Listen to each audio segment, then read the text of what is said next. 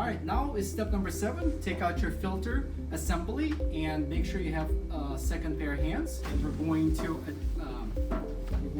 install it to the inside of it.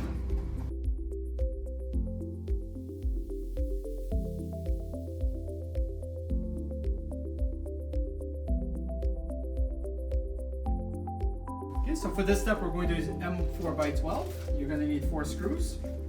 Definitely, you're going to need a partner to hold. And we're going to line up one side.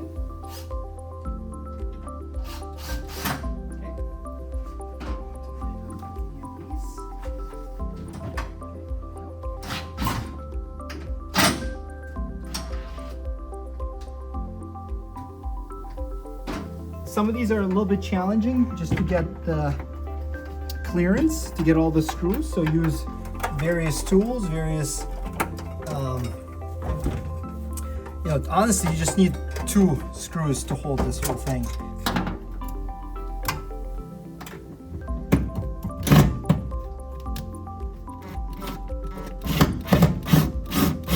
Okay, perfect. Hey guys, so at this point you want to make sure that this is released and you're kind of feeding the cables through here, okay?